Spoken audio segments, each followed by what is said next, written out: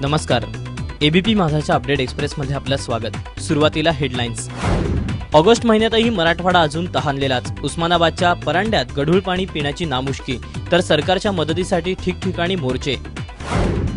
केंद्रीय मंत्रिमंडळाचे 3 महत्त्वपूर्ण निर्णय. रेल्वे आणि संरक्षण क्षेत्रातील एफडीआयला मंजुरी, तर बाल गुन्हेगाराची वयोमर्यादा आता 18 वरून 16 वर्ष.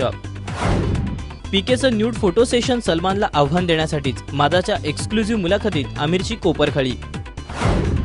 आता बातम्या विस्तारानं. मुंबईसह पश्चिम महाराष्ट्रात दमदार पावसानं हजेरी लावली असली तरीही मराठवाडा अजूनही तहानलेलाच आहे. शेती धोक्यात आलेली असतानाच पिण्याच्या पाण्याचं संकटही गहिरं झालंय. उस्मानाबादच्या सीना कोरेळेगा या धरणाजवळ राहणाऱ्या नागरिकांवर गढूळ पाणी पिण्याची नामुष्की ओढावली आहे. धरणानं तळ गाठल्यानं उपलब्ध पाण्यावरच ताण भागवावी लागते. दूषित पाण्यामुळे नागरिकांच्या आरोग्याचं मोठं संकट उभं राहिलंय.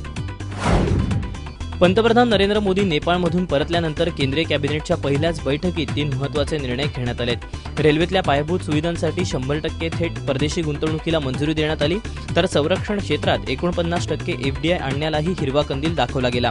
याशिवाय बाल गुन्हेगारीला आळा घालण्यासाठी अल्पवयीन आरोपीची वयोमर्यादा 18 वरून 16 वर्ष करण्यास कॅबिनेटनं मंजुरी दिली आहे. नागपुरात काल रात्री अमरावती रोडवरच्या LIT कॉलेजजवळ एका कारचा भीषण अपघात झाला.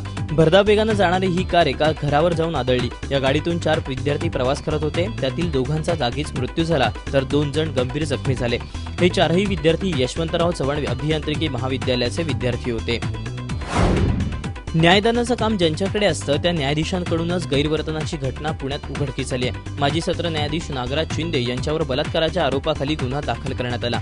15 वर्षांच्या मुलीवर लैंगिक अत्याचार केल्याबद्दल त्यांच्यावर गुन्हा दाखल करण्यात आला. शेजारच्या सोसायटीत राहणाऱ्या या मुलीला घरात बोलवून शिंदे यांनी तिच्यावर अत्याचार करण्याचा प्रयत्न केल्याचं समजतं. दरम्यान नागराज शिंदेंची आज कोर्टासमोर हजेरी असेल. दक्षिण दिल्लीतल्या रस्त्यावर 5 ते 6 अल्पवयीन मुलांनी केलेल्या हत्येनं संपूर्ण दिल्लीत खळबळ उडाली आहे.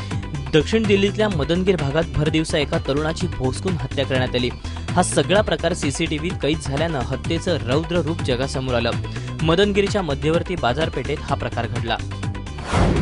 मिस्टर परफेक्शनिस्ट अर्थात आमिरचा आगामी सिनेमा पीके प्रदर्शनाच्या आधीच न्यूड फोटो सेशनमुळे जोरदार चर्चेत आहे. यामुळे आमिरच्या चाहत्यांचा हिरमोडही झाला, तर काहींनी या फोटो सेशनचं स्वागतही केलं. मात्र आमिरनं असं फोटोशूट का केलं, कशासाठी केलं, याचं उत्तर त्याच्याकडूनच जाणून घेऊया. धूम 3 के लिए मैंने वो हैट पहनी थी. अपना बिग बॉस में खूब हैट पहन के वो